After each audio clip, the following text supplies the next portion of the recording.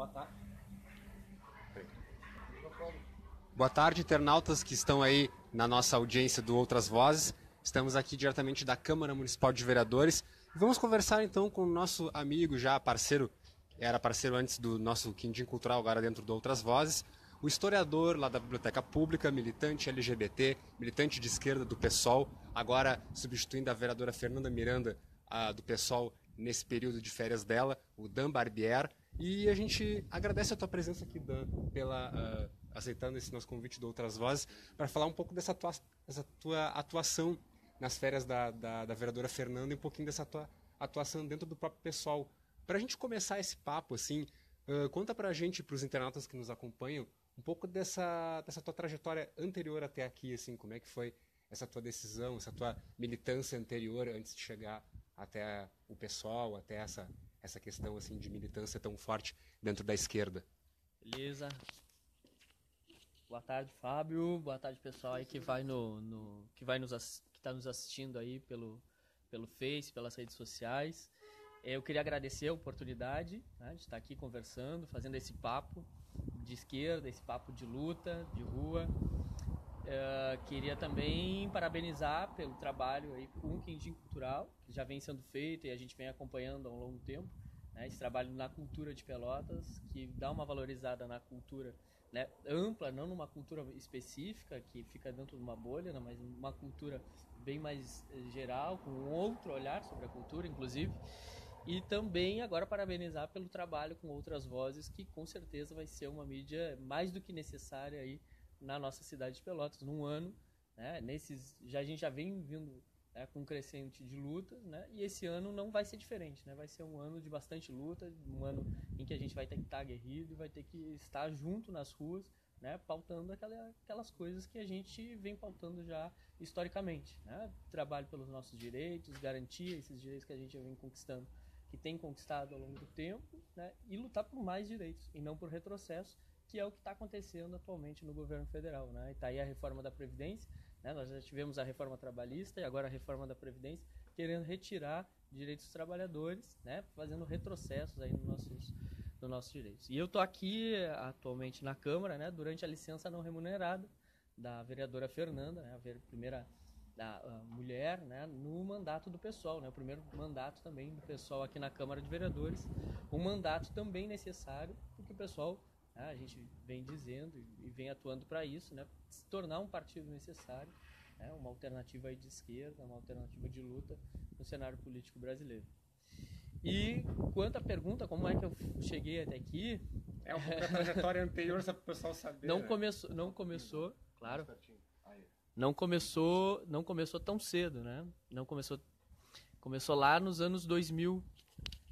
Durante o período em que acontecia os Fórum Social Mundial, onde vinha se fazendo um enfrentamento forte contra o governo neoliberal de Fernando Henrique, que durante a crise de 98, uma dívida muito grande com a FMI, e o movimento estudantil na Universidade Federal, e naquele momento eu estudava no KVG, um trabalho necessário aqui na cidade de Pelotas. É lembrar que naquela época a Universidade Federal tinha como reitora a Engelore, e ela tinha tirado a gratuidade de transporte, né, dos estudantes e tinha tirado a gratuidade do restaurante universitário. E então nós conduzimos uma greve junto com o DCE da Federal, né, nós que éramos do Grêmio Estudantil do KVG na época, conduzimos uma greve, se eu não me engano, com mais de 3 meses aí de atividade, para conseguir garantir a gratuidade de transporte, a gratuidade da alimentação. Visto que a universidade, o próprio KVG, abarca uma série de alunos que não são aqui da cidade, que precisam, né, custear sua manutenção, sua alimentação, habitação, transporte, mobilidade, atividades de cultura, atividades de lazer. E encarecer o transporte, encarecer a alimentação, tu acabava excluindo uma série de alunos, né, do acesso à educação naquele momento. Então, a partir dali do KVG, do Grêmio Estudantil, eu acabei me envolvendo, né, com o movimento estudantil. Não foi diferente quando eu ingressei na Universidade Federal. Ingressei primeiramente no curso de veterinária, depois no curso de história, né, continuei trabalhando no movimento estudantil. E também, ao longo do tempo, eu fui conhecendo outro campo de atuação, que era o campo das pastorais. Então, trabalhei, né, por algum tempo, né, junto com as pastorais da Igreja Católica, né? Hoje não mais, né? Há algum tempo já não trabalho mais dentro desse ambiente, mas foi fundamental para mim ter algumas noções aí, né, que me ajudaram a construir uma visão política. E atualmente ali no campo da cultura, né, vem trabalhando já há quase 10 anos na Biblioteca Pública, né, um lugar que é uma referência, né, para a população da cidade, em questão de acesso à cultura, de promoção de cultura, de apoio à cultura local. É uma casa aí que é liderada pela doutora Lizarbe, que também tem um trabalho na área de cultura que é fantástico. Então é isso, né? É daí que eu venho e é mais ou menos por aí que eu fui me construindo, tá, para chegar até aqui. Tá certo. Dan, conta um pouquinho para nós esse teu período de substituição aí e do mandato da vereadora Fernanda nas férias não remuneradas, como tu já citaste. E um pouquinho dessa atuação de ter mais, assim, a importância de ter mais um representante dentro do PSOL e dentro da questão também do movimento LGBT, né, que é tão importante, que infelizmente a gente carece dessa representatividade. Sim. O mandato do pessoal aqui na Câmara, da Câmara, que é conduzido pela Fernanda, é um mandato aguerrido, né? Tem feito uma série de trabalhos que são fundamentais, trabalho de fiscalização, de denúncia, né? Né? Numa cidade que tem um executivo que é muito abusivo contra a população trabalhadora e contra a população pobre. Tá aí, por exemplo, o Pacto pela Paz, que é um pacto da repressão. É um pacto que agride a população mais pobre, a população da periferia. Né? Quem conhece, quem tem visto, né, as ações do Pacto pela Paz, esse pacto da repressão, sabe muito bem, né, do que a gente está falando. Então é um mandato que tem feito esse trabalho, né, um trabalho de denúncia, trabalho de oposição coerente, aguerrido. E a Fernanda tem feito isso de uma forma bastante responsável, bastante, né, importante. Tá? Tanto é que, por exemplo, ano passado a gente conseguiu derrotar o Escola Sem Partido, o nefasto Escola Sem Partido. Aqui e o trabalho dela ali foi fundamental. Mas também é um mandato de um partido que tem um entendimento de coletividade. Então, não é a primeira vez que há uma substituição no mandato. Né? Ano passado nós tivemos o Luan Badia. Luan Badia, nosso amigo, grande líder da área estudantil e agora mais... Trabalhista, sindicalista. Tem feito um trabalho bastante importante na área na área do trabalho, aqui na nossa cidade, acompanhando, né, o movimento dos trabalhadores, né, a questão dos direitos dos trabalhadores. Então, a ideia do mandato é isso, né? Ou seja, o pessoal apresentou na campanha de 2016 uma série de candidatos que tinham, né, especificidades, peculiaridades, mas todos eles com uma formação de esquerda bastante aprofundada. E então é necessário também, né, na medida do possível, que alguns, né, desses candidatos vão assumindo aí ao longo do tempo, para a gente ter um mandato realmente qualificado, né? Um mandato do Partido Socialismo e Liberdade, qualificado e de forma que a gente possa colocar na ordem do dia aqui da Câmara algumas pautas que são bastante importantes. Por exemplo, a questão da pauta LGBT, que é uma pauta que eu tenho trabalhado, né, há algum tempo já, e que é fundamental, principalmente nessa casa, e que tem uma bancada conservadora, uma bancada religiosa, né, bastante grande. Né? Só vê ali a mesa diretora da Câmara, vai ver que é uma mesa diretora formada por uma bancada fundamentalista, né, e que tenta fazer a obstrução, né, da pauta LGBT, que diz respeito à população LGBT e às políticas públicas que são propostas para a população LGBT, como o ano passado, na Lei de Diretrizes Orçamentárias, né, no Plano Plurianual, em que o mandato pessoal apresentou emendas, né, para qualificar o trabalho e para propor, né, algumas questões para a população LGBT, e eles foram ali, né, bastante incisivos para tirar as emendas, né, para vencer aquelas emendas. Nós conseguimos aprovar uma, né, mas as outras, infelizmente, a gente perdeu. Então é importante, né, nesse sentido também, a gente trazer, né, militantes LGBTs que façam essa fala, né, no seu lugar de fala, inclusive, que ocupem a Câmara, né, com essas pautas. E é isso que a gente tem feito durante esses 20 dias da licença da Fernanda. E como é que tu avalia, Dan, essa militância, não apenas LGBT, mas juntamente com a questão da esquerda, da militância, da resistência dentro de Pelotas e dos grupos que se mobilizam e que têm um contato direto contigo, seja aqui na Câmara ou nos grupos ou nas organizações aí que já estão, digamos assim, consolidadas ou que têm uma representatividade bacana? Então, o que acontece é que algumas coisas precisam ainda ser feitas na nossa cidade. E isso foi o que a gente conseguiu discutir no dia 5 de fevereiro, na audiência pública, que fazia referência ao Dia Nacional de Visibilidade Trans, né, que era o dia que foi comemorado no dia 29 de janeiro.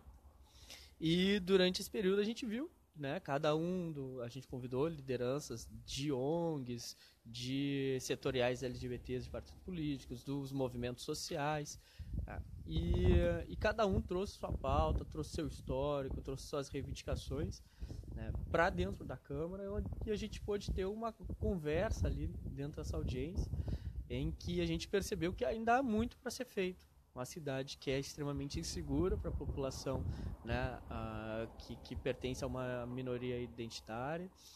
É uma cidade que tem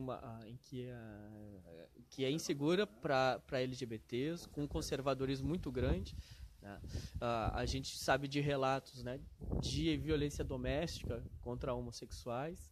A gente tem relatos de estudantes que acabam saindo da escola, seu ambiente de estudo, que não chegam à universidade, que não conseguem trabalho, que tem problemas de mobilidade na cidade, principalmente a população trans, né, as travestis e transexuais, que, né, hoje a gente, os dados que foram levantados no ano passado pelo Grupo Gay da Bahia, que é a ONG mais antiga que trabalha dentro da pauta LGBT, mostra que houve um crescimento absurdo de morte de LGBTs no Brasil. A média no passado era de uma morte a cada 19 horas, sendo que dessa população, né, majoritariamente a população trans era foi a que mais morreu. E são mortes com um nível de agressividade muito alto.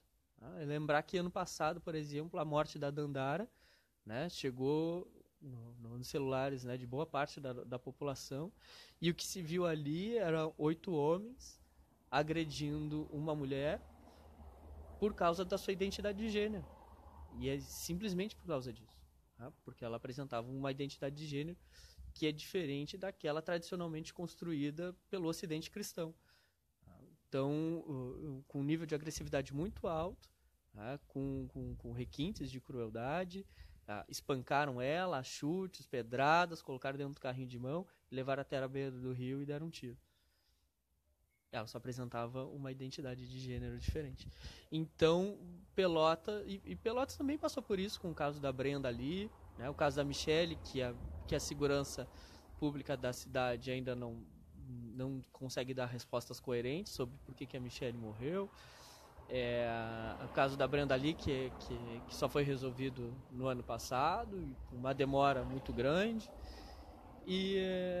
Então, tem coisas que a gente tem que fazer, e a presença dessas lideranças de ONGs, de setoriais, de instituições, de movimentos sociais que trabalham com a pauta LGBT são importantes aqui dentro da Câmara e foram fundamentais para o sucesso da audiência que foi no dia 5. Tá certo. Vamos repercutir, né? Nada mais justo que a gente falar um pouco sobre a questão da reforma da Previdência, que vem aí, segunda-feira, dia 19, vai ter o grande ato de mobilização em todo o Brasil, e a Câmara vai ter uma audiência hoje que o vereador Marcos Cunha é o proponente. Como é que vai se dar, assim? Você já tem alguma pauta já específica, claro, sobre as reformas, só para adiantar para o nosso internauta poder conferir logo mais às 7 horas da noite a respeito dessa reforma nefasta para o nosso país, né? pouquinho do que ela vai tratar hoje mais, logo mais às 7 horas da noite. Isso. O Dia Nacional de Lutas foi convocado para o dia 19, ontem na Casa do Trabalhador, às 5 horas, né, liderança dos sindicatos e dos movimentos se reuniram para decidir para conseguir construir uma agenda para segunda-feira. E o que a gente tem visto nessas reformas do governo Temer, e a gente pega uma série de reformas que têm acontecido, desde reformas na área trabalhista, como na área da educação, a reforma do ensino médio é um exemplo disso. São reformas que têm atrasado, né, e têm mostrado um retrocesso muito grande para a classe trabalhadora brasileira. E a reforma da Previdência é mais uma reforma que está sendo colocada em pauta para retirada de direitos já conquistados. E ela atrapalha, e ela prejudica muito. E se a gente somar essa reforma da Previdência com a reforma trabalhista, nós vamos ver que uma série de trabalhadores vão ficar alijados do seu direito de ter uma previdência. Tá? Nós vemos aí, por exemplo, a questão dos trabalhadores intermitentes, trabalhadores da área informal, tá? Que vão ter sua aposentadoria prejudicada, né? Provavelmente, né, com difícil acesso a uma aposentadoria digna. Os trabalhadores rurais, agora a gente tem ouvido aí falar na propaganda do governo, eles dizerem que não vai ser mexido a aposentadoria dos trabalhadores rurais, o que é uma grande mentira, porque os trabalhadores rurais vão ter que, né, contribuir mensalmente para a Previdência. Cada membro da família que trabalha no campo vai ter que contribuir para ter garantida a sua aposentadoria. E a lembrar que o campo trabalha por safra. Né? O trabalho, a produção do campo, principalmente na agricultura familiar, né? Ela é sazonal. A produção, a safra é sazonal. Como é que vai fazer uma família de um produtor aqui da nossa zona rural de Pelotas para contribuir mensalmente? O pai, a mãe, o avô, a avó, né? O pessoal que trabalha no campo, cada um fazia sua contribuição. Né? Um absurdo isso que está acontecendo. As propriedades há um êxodo rural absurdo. O campo está envelhecendo, principalmente nas pequenas propriedades. Quem se mantém são os avós, que já não estão quase nem em condições de trabalhar mais. E esse é o cenário que nós temos aqui na nossa zona rural de Pelotas. Então, dificulta a vida do trabalhador rural, dificulta a vida do trabalhador urbano e dificulta a vida das famílias. A lembrar que a reforma também ela tira o direito de ter duas contribuições. E a gente vive num país, e ainda hoje de manhã a gente estava discutindo sobre isso, a gente vive num país em que o patriarcado é muito forte, a tradição do patriarcado é muito forte, a tradição da construção do machismo é muito forte. E tem muitas mulheres que acabaram ficando dentro das suas casas. E aí dependem da pensão do marido depois quando ele falece. E elas vão perder esse direito de adquirir. E quantas famílias que são sustentadas por pensionistas, por avós. Então, tu acaba desestruturando a base da sociedade, que são as famílias. Então, é uma reforma que ataca o direito dos trabalhadores, né, e fere a construção social que nós temos. Então, e reforça as estruturas tradicionais do país. A questão do livre mercado, não se fala em cobrança de devedores da Receita, por exemplo, que somaria acho que um valor 3, 4 vezes maior do que o suposto déficit da Previdência. Exatamente, porque é os direitos dos trabalhadores que está sendo atacado. A questão das grandes fortunas. Isso nem é discutido. Não. Sabe? Passa longe disso. E o que acontece? O que acontece? O que está para acontecer? O que essa reforma quer favorecer? Quer favorecer os bancos por causa das suas previdências privadas. Então, o trabalhador de média e alta renda vai complementar a sua contribuição a partir da previdência privada. Isso é um absurdo. É um absurdo tu vender o país para a iniciativa privada. Tu acabar com o acesso da população à qualidade do serviço público, ao acesso universal ao serviço público. E isso, a gente vem alertando há um longo tempo, vem trabalhando para que a gente consiga levar essa informação à população, né, de forma geral, para que se tenha noção do que é o governo Temer e o prejuízo que é, né, o prejuízo que é essas políticas de retrocesso, né, na população e aos direitos conquistados. Tá certo, Dan. Muito obrigado mais uma vez pela tua presença aqui no nosso Outras Vozes. E só fazendo um chamamento, não só para a audiência de hoje, mas também para o dia 19, agora segunda-feira que vem, Dia Nacional de Luta e greve geral, e nós da equipe do Outras Vozes estaremos lá cobrindo durante todo o dia, inclusive desde cedo aí para informar o nosso internauta para ter essa dimensão do que vai acontecer e esse contraponto tão importante através da luta que vai ser feito na segunda-feira. Beleza, muito obrigado, Fábio, pela oportunidade mais uma vez. Adoro conversar contigo. Já estivemos conversando nos atos, né, nas manifestações, né, de rua, no Dia da Diversidade, que aconteceu em dezembro do ano passado. Vocês estiveram presentes, fazendo cobertura, né, daquele momento que para a comunidade LGBT foi bastante particular, né, bastante especial. E tenho certeza que aí, né, podemos contar um com o outro para fazer esse trabalho, né, de denúncia, de reflexão, de aprofundamento e algumas coisas que são importantes, né, para a vida política do brasileiro e principalmente aqui da nossa cidade de Pelotas. Tá certo. É isso aí, então. Mais uma vez, obrigado, Dan, pela presença. E vocês sabem, hoje tem a audiência pública às 7 horas da noite aqui mesmo, na Câmara Municipal de Vereadores. O proponente é o vereador Marcos Cunha do PDT, mas o Dan também está dentro. Estarão todos presentes aqui. E não percam não só essa audiência, mas se você não puder ir por algum motivo, participe então, juntamente com a nossa cobertura, que a gente vai estar lá para registrar toda essa movimentação desde cedo, na segunda-feira, dia 19, desde as 8h30 da manhã até o dia todo, até a noite, mais ou menos assim. A gente vai atualizar isso ao longo dos dias, para você aí se mobilizar e ficar atento a essas atrocidades que são feitas do governo Temer. A reforma da Previdência é uma delas. Então, não fique aí parado, se mobilize, venha com a gente aí para se mobilizar, né, desse ato aí, dia de ato, a greve geral da segunda-feira, dia 19, para a gente aí combater essas reformas nefastas, que a reforma da Previdência é uma delas. Então, venham conosco, pessoal, para essa luta tão importante. O Dan e todos nós estaremos aí juntos e misturados para barrar essa reforma da Previdência, mais uma aí que vai prejudicar todo o povo brasileiro. Forte abraço e até mais.